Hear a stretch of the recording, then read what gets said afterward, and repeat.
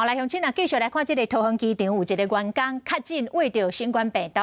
伊的囡仔是读桃园龟山某一间国中，学校伫个下晡时预防性来停课半天。另外，伫个中立嘛有2个学生来确诊，桃园今仔日总共有2间的国小停课14天，有3间的国中预防性来停课。另外，桃园市政府嘛伫个有学生确诊的华分国小的附近来증设着体检站，要赶紧找出稳重的确诊病例。啊，有家长因为担心着囡仔安全是安尼，心肝火热气噗噗。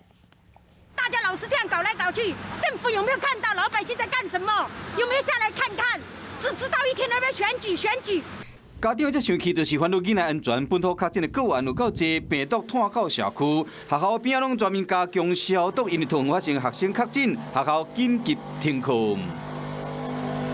张正是讲，医护人员的囡仔确诊，伊的病毒量真悬，紧急宣布华分国小停课14天，刷来赶紧采检，发现安亲班的同学确诊，中立某一间国小嘛紧急停课14天。这个安亲班确诊的阿兄并无确诊，伊所读的中立某一间国中先预防性的停课1天。另外，也有家长甲医护人员有接触，以及一个管车的员工的囡仔，2个囡仔所读的国中嘛预防性的停课。目前为止，总共有5间学校受到影响。所以这个传播链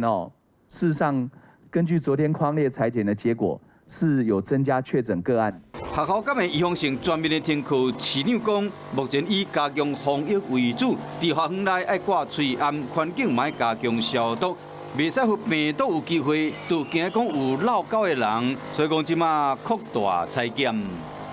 增设一个内坜的自强市民活动中心，好强化在这个华勋国小周边的采检。